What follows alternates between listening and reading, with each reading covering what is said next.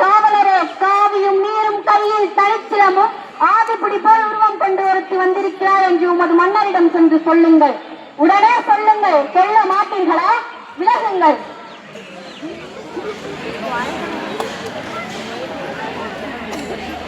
அரண்மனை காவல்களை மீறி ஆவேச கோலத்தில் உள்ளேன் என்று நீ யார்?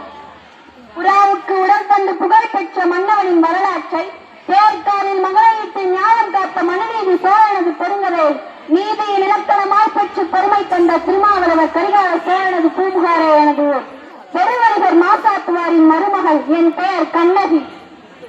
உனது மகளிர் எனவோ? நீதி வடுவான் நெடுஞ்செழிய பாண்டியனை புனை நிகழ்ந்துரைக்க வந்திருக்கும் கண்ணகி.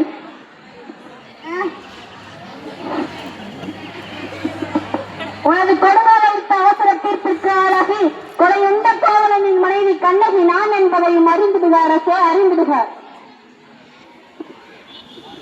ஓ, கோவலனின் மனைவியா நீ? சிலம்பு தேவ கல்வனின் மனைவி. போதும், யாகாவராயினும் நாகாக்க மன்னா, நாகாக்க. யார் கல்வர்? என் கணவரா கல்வன்?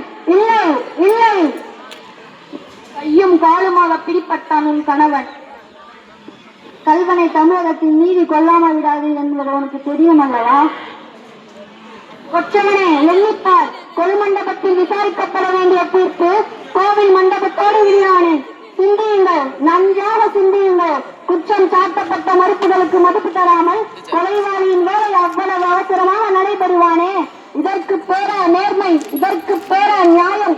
இதற்கு பேரா அரசு? உமக்கு பேரா அறம் காக்கும் மன்னன்? என்ன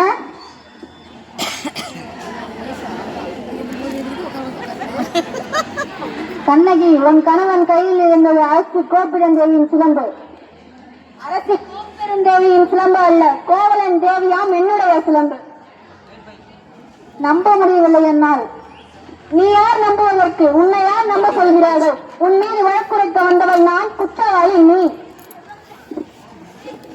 நான் குற்றவாளியா? ஆம், நீ குற்றவாளி. அதனால் தீர்ப்பளிக்கும் உரிமை உன் கையில் இல்லை. இதோ இருக்கிறார்களே பெருந்தன்மை பெரியோர்கள், இவர்கள் நீதிபதிகள். இவர்கள் அளிக்கட்டும் நல்ல தீர்ப்பு. கோப்பெருந்தேவியின் சிலம்பை கோவலன் திருடினான் என்பது குற்றச்சாட்டு.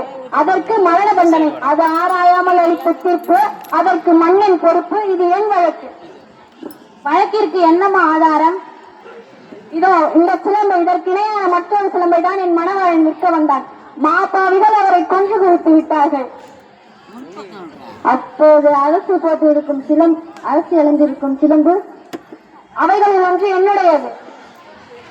அதற்கு ஆதாரம் மதுரை பாண்டியா அவனது பழைய சிலம்பிலே உள்ள பறவைகள் முத்துக்களா அல்லது மாணிக்கங்களா?